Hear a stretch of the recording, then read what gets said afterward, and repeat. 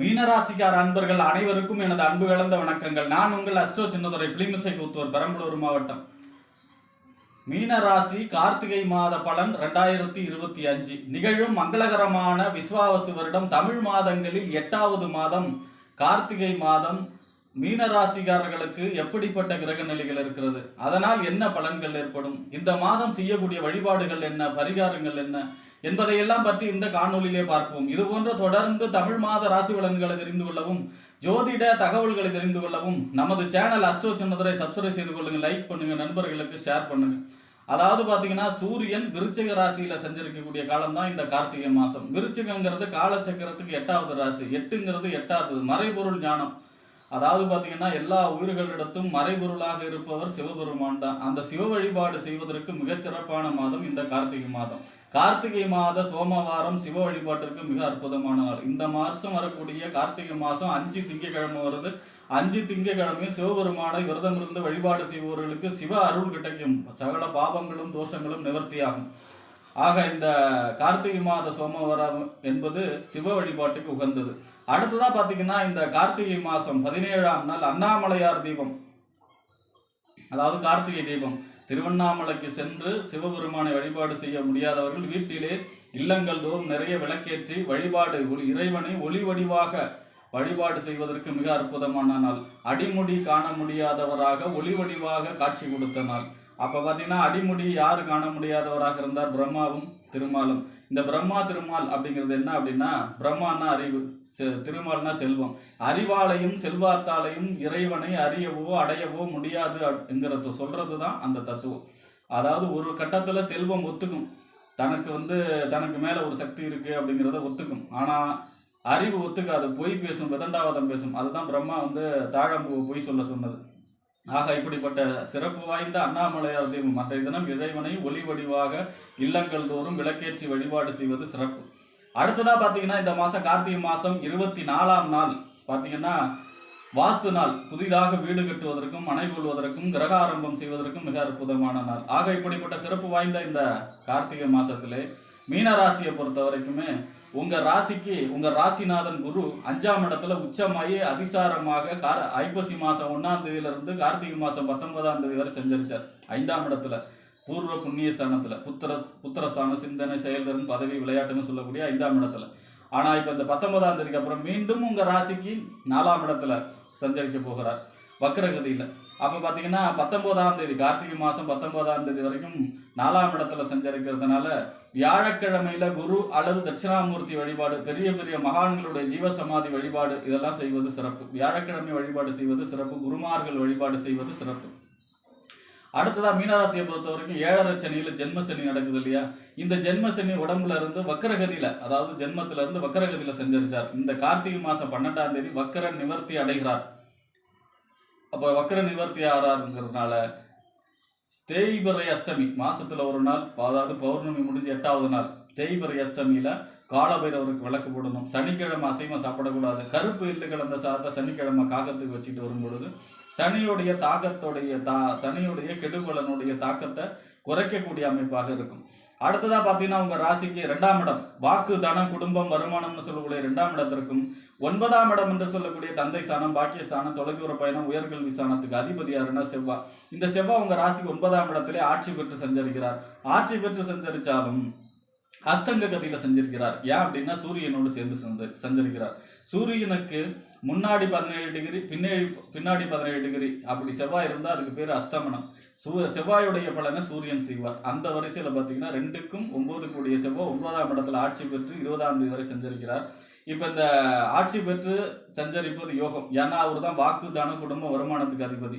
2, 9 எப்ப சம்பந்தப்படுதோ, 2ஆம் அதிபதி 9ல இருக்கிறாருன்னா எதிர்பாராத தனவரவு, எதிர்பாராத பொருளாதார நன்மை, எதிர்பாராத அதிர்ஷ்டம், எதிர்பாராத நன்மைகளை சொல்லக்கூடியது. குடும்பத்தில சுப நிகழ்ச்சி, குடும்பத்தில புதிய உறுப்பினர்கள் சேரக்கூடிய அமைப்பு, வருமானம் பெருக்கக்கூடிய அமைப்பாக இருக்கும். 9ஆம் இடங்கிறது பாக்கியஸ்தானம், தந்தை ஸ்தானம், தொலைதூர பயணம், உயர்கல்வி ஸ்தானம் இல்லையா? அப்ப தந்தை வழி அனுகூலங்கள், வெளிநாடு சம்பந்தமான முயற்சி கை கொடுக்கும். அதாவது பாஸ்போர்ட் கிடைக்கிறது, விசா கிடைக்கிறது, வெளிநாடு சம்பந்தமான முயற்சிகள் எல்லாம் கை கொடுக்கும். அதிர்ஷ்டங்கள் துணை புரியும். 21ஆம் தேதிக்கு அப்புறம் உங்க ராசிக்கு 10ஆம் இடத்துல தொழில், புகழ், அந்தஸ்து, கௌரவம்னு சொல்லக்கூடிய 10ஆம் இடத்துல செவ்வாய் சஞ்சரிக்க போகிறார். 2க்கும் 9க்கும் உடையவர். பொதுவா 10ஆம் இடத்துல செவ்வாய் சஞ்சரிச்சு அதுக்கு பேர் திக்பலம். தசமாங்காரகா அப்படிம்பாங்க, வலுவான செவ்வாய் அப்படின்னு அர்த்தம். அப்ப செவ்வாய் வலுவாக நல்ல பலன்களை தர இருக்கிறார். ஏன்னா அவர் 2க்கும் 9க்கும் உடையவர். அப்ப 10ஆம் இடம்ங்கிறது தொழில், புகழ், அந்தஸ்து, கௌரவம். அப்ப தொழில் தொடங்கக்கூடிய அமைப்பு, தொழிலை விரிவுபடுத்தக்கூடிய அமைப்பு, தொழிலில் வளர்ச்சி பெறக்கூடிய அமைப்பு, தொழிலில் வாய்ப்புகள் வந்து சேரக்கூடிய அமைப்பு, தனக்கு பதவி, புகழ், அந்தஸ்து, கௌரவம் இதெல்லாம் கிடைக்கக்கூடிய அமைப்பு, இந்த மாதிரியான யோக பலன்களை செய்யக்கூடிய அமைப்புல செவ்வாய் இருக்காரு இந்த மாசம். அப்ப செவ்வாய் வந்து உங்களுக்கு மிக அற்புதமான பலன்களை தர இருக்கிறார் இந்த மாசம். 9, 10ல சஞ்சரிப்பது பெரிய யோகம். தர்ம கர்மாதிபதி யோகமா வேற வரும். அதாவது 9ஆம் அதிபதி 10ல சஞ்சரிக்கிறது. அடுத்ததா பாத்தீங்கன்னா உங்க ராசிக்கு 3ஆம் இடம் முயற்சி ஸ்தானம், இளைய சகோதர ஸ்தானம், வெற்றி ஸ்தானம், அதே போல ஒப்பந்தம், கையெழுத்தெல்லாம் சொல்லக்கூடிய கீர்த்தி ஸ்தானம். 8ஆம் இடங்கிற மறைவு ஸ்தானம். இந்த 3க்கு 8 கூடியவர் யாருன்னா சுக்கிரன். 8ஆம் இடத்திலே ஆட்சி பெற்று மூல திரிகோணமா சஞ்சரிக்கிறார். 8ஆம் இடத்து அதிபதி 8ல ஆட்சி. 8ஆம் இடங்கிறது எதிர்பாராத நன்மை, எதிர்பாராத நஷ்டம் ரெண்டையும் சொல்லும். அப்ப அங்க வலுவான சுபகிரகம், முக்கால் சுபர் சுக்கிரன். அப்ப பாத்தீங்கன்னா 8ஆம் இடத்துல மூல திரிகோணத்தோட ஆட்சி பெற்று சஞ்சரிக்கிறதுனால எதிர்பாராத நன்மை, எதிர்பாராத அதிர்ஷ்டத்தை சொல்லக்கூடிய அமைப்புல தான் இருப்பார். 10ஆம் தேதிக்கு அப்புறம் உங்க ராசிக்கு 9ஆம் இடத்துல சஞ்சரிக்க போகிறார். அப்ப 8ஆம் இடத்து அதிபதி 9ல சஞ்சரிக்கிறார் அப்படின்னா பயணங்கள்ல கவனமா இருக்கணும். தந்தையுடைய ஆரோக்கியத்தில் அக்கறை செலுத்த வேண்டும்.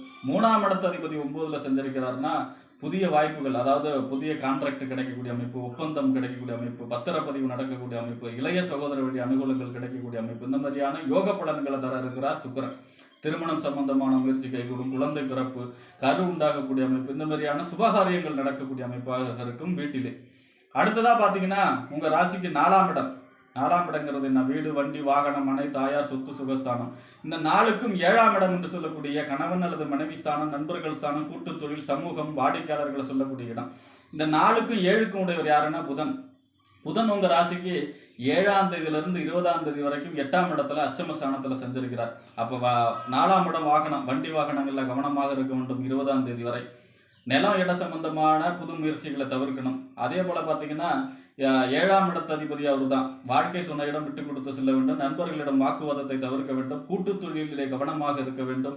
அதே போல பாத்தீங்கன்னா தேவையில்லாத சோசியல் மீடியாவில் தேவையில்லாத பதிவுகளை எல்லாம் தவிர்க்க வேண்டும். அது சம்பந்தமான பிரச்சனை வரும். 20ஆம் தேதி வரைக்கும் நின்ற பெருமாளை வழிபாடு செய்வது சிறப்பு. புதனுடைய அதிதேவதை வந்து பெருமாள், நின்ற பெருமாள். அப்ப நின்ற பெருமாள் வழிபாடு செய்வது சிறப்பு. 20ஆம் தேதிக்கு அப்புறம் அவரும் 9ஆம் இடத்துக்கு வந்துடுவார், பாக்கியஸ்தானத்துக்கு வந்துடுவார். அப்ப 7ஆம் அதிபதி 9ல சஞ்சரிக்கிறாருன்னா திருமணம் சம்பந்தமான முயற்சிகள் கைகூடும், குழந்தை பிறப்பு, அதே போல பாத்தீங்கன்னா காதல் கைகூடக்கூடிய அமைப்பு. 4ஆம் அதிபதி 9ல இருக்கிறாருன்னா புதிய 20ஆம் தேதி வாகனம்லாம் வாங்கினோம்னா 20ஆம் தேதிக்கு மேலதான். நிலம், இட சம்பந்தமான எது முயற்சி எடுத்தாலும் 20ஆம் தேதிக்கு மேலதான்.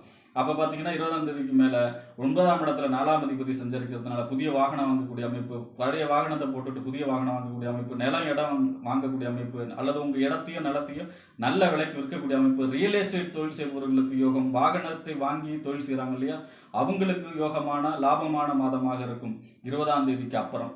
அடுத்ததா பாத்தீங்கன்னா 7ஆம் இடத்து அதிபதி அவர் தான். வாழ்க்கை துணை வழி உதவிகள் கிடைக்கக்கூடிய அமைப்பு 20ஆம் தேதிக்கு அப்புறம்.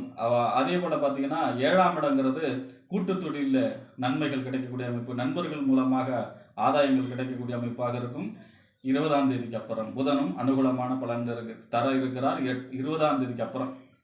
அடுத்ததா பாத்தீங்கன்னா உங்க ராசிக்கு 6ஆம் இடம், நோய், எதிரி, வம்பு, வழக்கு, கடன் அப்படின்னு சொல்லக்கூடிய உத்தியோகஸ்தானம் சொல்லக்கூடிய 6ஆம் இடத்து அதிபதி சூரியன். அவரும் 9ஆம் இடத்துல இந்த மாசம் ஃபுல்லா செஞ்சிருக்கிறார். பொதுவா இந்த கார்த்திகை மாசங்கிறது மீனராசியை பொறுத்த வரைக்கும் பாக்கியஸ்தானம் என்று சொல்லக்கூடிய தந்தை ஸ்தானம், பாக்கியஸ்தானம், தொலைதூர பயணம், உயர்கல்வி ஸ்தானம்னு சொல்லக்கூடிய 9ஆம் இடம் வலுவடைகிறது. 5ம் 9ம் மிஞ்சும் பொருள் தரும்னு சொல்லுவாங்க. அப்ப 5ஆம் இடம், 9ஆம் இடம், லக்னம் இது எல்லாமே லக்ஷ்மி ஸ்தானம், திரிகோண ஸ்தானம்னு சொல்லுவாங்க. பொதுவாக 9ஆம் இடம் வலுவடைகிறதுனா தெய்வத்துடைய அருள் கிடைக்கும், பெரிய பெரிய கோயில்கள்லாம் சென்று வழிபாடு செய்யக்கூடிய அமைப்பு, அதே சேத்திர தரிசனம் நிறைய செய்யக்கூடிய அமைப்பு, மகான்களுடைய தொடர்பு, மகான்களுடைய ஆசி அனுகிரகம், இந்த மாதிரி தெய்வ சம்பந்தமான வழிபாடு, அவர்கள் சம்பந்தமான அனுகூலங்கள், ஆசிகள் கிடைக்கக்கூடிய அமைப்பாக இந்த மாதம் வந்து மீனராசியை பொறுத்த வரைக்கும் அமையும். ஏன்னா தெய்வத்துடைய அனுகூலம், தெய்வத்துடைய ஆசீர்வாதம், பெரிய மகான்களுடைய தொடர்பு, அவர்களுடைய ஆசீர்வாதம், அதே போல பார்த்தீங்கன்னா நிறைய கோயில்கள் சென்று வழிபாடு செய்யக்கூடிய அமைப்பு, அந்த வழிபாட்டால் நன்மை ஏற்படக்கூடிய அமைப்பு, இந்த மாதிரியான நல்ல பலன்கள் நடக்கக்கூடிய அமைப்பாக இருக்கும்.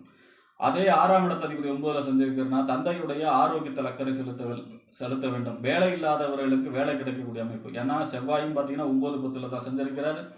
சூரியனும் பார்த்தீங்கன்னா 6ஆம் அதிபதி உத்தியோகாதிபதியும் 9ல செஞ்சிருக்கிறதுனால வேலை இல்லாதவர்களுக்கு வேலை கிடைக்கக்கூடிய அமைப்பு, பதவி உயர்வு கிடைக்கக்கூடிய அமைப்பு, இந்த மாதிரியா எதிரிகளை ஜெயிக்கக்கூடிய அமைப்பு, நோய் எதிரி வம்பு வழக்குகளெல்லாம் ஜெயிக்கக்கூடிய அமைப்பு, இந்த மாதிரியான நல்ல பலன்கள் ஏற்படும். ஆக இந்த மாதம் பாக்கியஸ்தானம் வலுவடைகிறதுனால தெய்வ அனுகூலங்களால் அனைத்து காரியங்களும் நடக்கக்கூடிய மாதமாக இந்த கார்த்திகை மாதம் மீன ராசிக்காரர்களுக்கு அமையும் என்று கூறி விடைபெறுகிறேன். நன்றி, வணக்கம்.